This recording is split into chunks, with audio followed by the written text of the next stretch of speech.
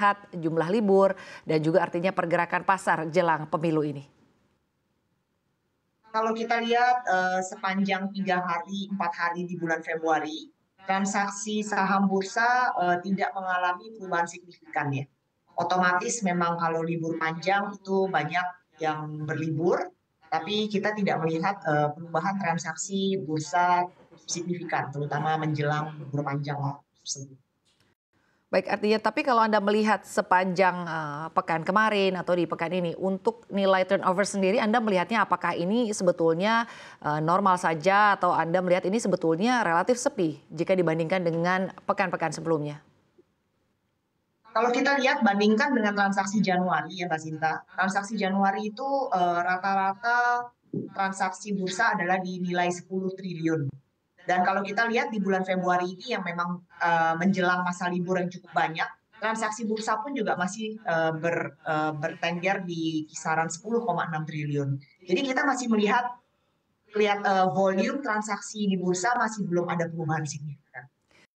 Baik, sebetulnya gambaran efek untuk setiap libur panjang, Bu Lisa, terhadap artinya pergerakan pasar saham secara umum seperti apa dampaknya?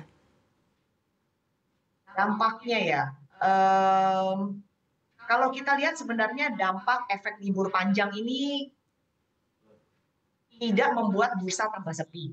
Tapi yang kita lihat cukup menarik ya untuk diperhatikan, itu transaksi retail memang mengalami penurunan.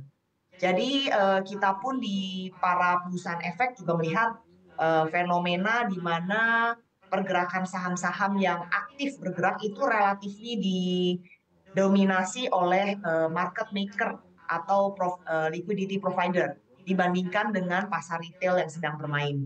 Jadi kita melihat memang ada sedikit kesepian ya untuk transaksi retail. Baik.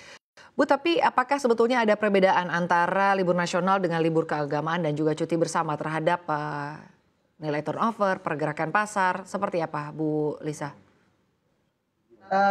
Kalau kita lihat sebenarnya perbedaan libur nasional maupun libur keagamaan atau cuti bersama itu relatif mirip, Mbak Sinta. Cuman memang kalau ada libur cuti bersama itu tendensi orang lebih suka jalan-jalan ya. Terutama setelah pasca COVID ini, dampak pasca COVID, orang yang mempunyai desire untuk liburan juga masih tinggi.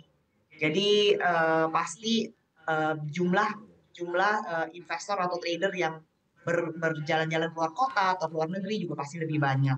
Jadi seperti yang tadi saya sudah mention, dampak transaksi retail itu terlihat memang kelihatan lebih sepi. Baik, seharusnya bukankah jika artinya di hari libur transaksi retail harusnya meningkat ya Bu? Atau memang selalu artinya terjadi penurunan? Ibu sendiri melihatnya seperti apa? Kalau saya lihat ya Mbak, di sepanjang tahun 2023, dampak kesepian transaksi bursa itu bukan dipengaruhi oleh liburan nasional. Tapi kita sudah melihat average transaksi bursa daily itu sudah mengalami penurunan sejak tahun 2023 awal jika dibandingkan 2022. Makanya balik lagi ke opini saya tadi pagi barusan itu bahwa dampak momentum liburan itu memang nggak terlalu signifikan. Angkanya masih bertengger di sekitar 10 T untuk transaksi bursa kali ini. Baik, lalu membahas mengenai libur dan juga libur panjang, ada cuti bersama juga. Kita lihat untuk di tahun 2024 Ibu ada 27 hari libur. Anda sendiri melihatnya apakah ini akan menjadi penghambat bagi IHSG mungkin untuk menyentuh level 7.800, 7.700 atau mungkin Bu Lisa sendiri punya pandangan lain dari APEI? Nah, ini cukup menarik karena jika kita bilang 2024 itu cuti bersamanya banyak, dibandingkan dengan 2023, cuti bersama berikut cuti nasional itu totalnya sama, di angka 20. Jadi kalau kita lihat dari jumlah volume, tidak ada perubahan signifikan, berarti di angka indeks saham Indonesia Jakarta pun Indonesia tidak akan banyak terlalu berubah. Kita cukup optimis dengan angka strong indeks di atas 7.000. Tapi untuk menuju 7.800 mungkin it's too early to tell ya. Sekarang masih bulan Februari. Baik, Bu Lisa, lalu membahas mengenai instrumen investasi di tahun pemilu ini. Apakah ada instrumen investasi yang tengah menjadi favorit atau bagaimana Anda melihat ini? Nah, kalau kita lihat sekarang semua mata mengacu ke federal punya keputusan. Karena kita lihat memang Amerika ini menjadi patokan ya, di mana semua berekspektasi bahwa federal akan menurunkan suku bunga, di mana saat ini masih belum terjadi. Malah data dari Amerika kemarin untuk non-farm payroll itu mengalami improvement. Jadi kelihatannya federal juga akan menunda keputusan mereka untuk menurunkan suku bunga. Jadi itu yang cukup menarik untuk diperhatikan saat ini. Apa efeknya terhadap instrumen selain pasar modal adalah efek ke government bond yield kita, di mana kita melihat ada perubahan cukup signifikan ya untuk 10-year yield bond government kita.